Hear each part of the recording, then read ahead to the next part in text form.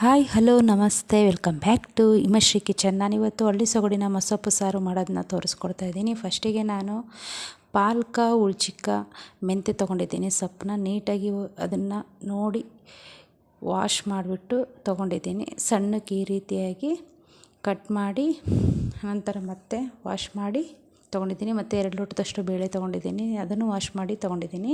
ಈ ರೀತಿ ಹೆಚ್ಚಿರೋ ಸೊಪ್ಪನ್ನು ಕುಕ್ಕರಲ್ಲಿ ಹಾಕಿ ಒಂದು 5-6 ಹಸಿಮೆಣ್ಸಿಕಾಯಿ ತೊಗೊಂಡಿದ್ದೀನಿ. ನೋಡಿ, ನಿಮಗೆ ಖಾರ ಎಷ್ಟು ಬೇಕೋ ಅಷ್ಟು ನೋಡಿ ತೊಗೊಳ್ಳಿ. ಸ್ವಲ್ಪ ಖಾರ, ಉಪ್ಪು, ಹುಳಿ ಎಲ್ಲ ಇದ್ರೇ ಚೆನ್ನಾಗೆ. ಒಂದು ದೊಡ್ಡ ಸೈಜಷ್ಟು ಈರುಳ್ಳಿ ತೊಗೊಂಡಿದ್ದೀನಿ. ಮತ್ತು ಒಂದು 3 ಹಣ್ಣಾಗಿರುವಂತಹ ಟೊಮೆಟೊ ಹಣ್ಣನ್ನು ತೊಗೊಂಡಿದ್ದೀನಿ. ಸ್ವಲ್ಪ ಹಸಿಕಾಯಿ, ತೆಂಗಿನಕಾಯಿ ತುರಿಯನ್ನು ತೊಗೊಂಡಿದ್ದೀನಿ.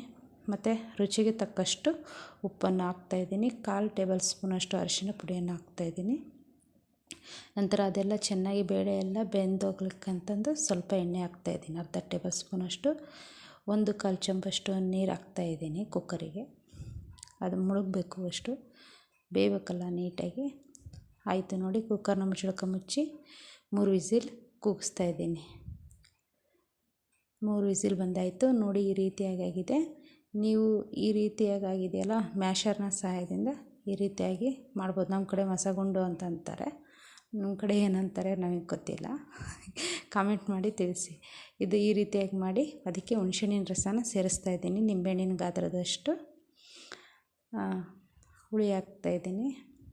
ನಂತರ ಒಗ್ಗರಣೆಗೆ 2 ಟೇಬಲ್ ಸ್ಪೂನಷ್ಟು ಎಣ್ಣೆ ಹಾಕಿದ್ದೀನಿ. ಸಾಸಿವೆ ಚಟಪಟ ಸಿಡಿದ ಮೇಲೆ ಅದಕ್ಕೆ 1/4 ಟೇಬಲ್ ಸ್ಪೂನಷ್ಟು ನಾನು ಜೀರಿಗೆಯನ್ನು ಹಾಕ್ತಾಯಿದ್ದೀನಿ. ನಂತರ ಅದಕ್ಕೆ 5 ಬೆಳ್ಳುಳ್ಳಿ ಹೆಸಳು ಹಾಕ್ತಾಯಿದ್ದೀನಿ. ಮತ್ತು ಕರಿಬೇವಿನ ಎಲೆ ಹಾಕ್ತಾಯಿದ್ದೀನಿ. ನಂತರ ಒಂದು ಅರ್ಧ ಈರುಳ್ಳಿ ಹಾಕ್ತಾಯಿದ್ದೀನಿ. ಬೇಡ ಅಂದರೆ ಸ್ಕಿಪ್ ಮಾಡ್ಬೋದು. ಮತ್ತು ಒಣಮೆಣ್ಸಿನ್ಕಾಯಿ ಹಾಕ್ತಾಯಿದ್ದೀನಿ. ನಾನು ಈರುಳ್ಳಿ ಇತ್ತು ಅಂತ ಹಾಕ್ತಾಯಿದ್ದೀನಿ. ಬೇಕು ಅಂದರೆ ಹಾಕ್ಬೋದು, ಬೇಡ ಅಂದರೆ ಬಿಡ್ಬೋದು, ನಿಮ್ಮಿಷ್ಟ. ನೋಡಿ, ಈ ರೀತಿಯಾಗಿ ಆಗಿದೆ ಒಗ್ಗರಣೆ. ಅದು ಕೆಂಪಗಾಗಬೇಕು ಈರುಳ್ಳಿ ಮತ್ತು ಬೆಳ್ಳುಳ್ಳಿ ಎಲ್ಲ. ಈ ರೀತಿಯಾಗಿ ಈ ಕಡೆ ಸಾಂಬಾರು ಕುದೀತಾ ಇದೆ. ಅದಕ್ಕೆ ನಾವು ಒಗ್ಗರಣೆ ಏನು ಮಾಡಿ ಇಟ್ಕೊಂಡಿದ್ದೀವಿ ಅದನ್ನು ಹಾಕ್ತಾಯಿದ್ದೀವಿ.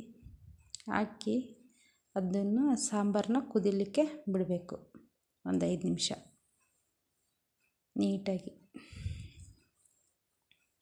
ನೋಡಿ ಫ್ರೆಂಡ್ಸ್, ಹೇಗೆ ಕುದೀತಾ ಇದೆ ಅಂತ ನೋಡಿ. ಹೇಗೆ ರೆಡಿ ಆಯಿತು ನಮ್ಮ ಹಳ್ಳಿ ಸ್ಟೈಲಿಯ ಮಸೊಪ್ಪು ಸಾರು.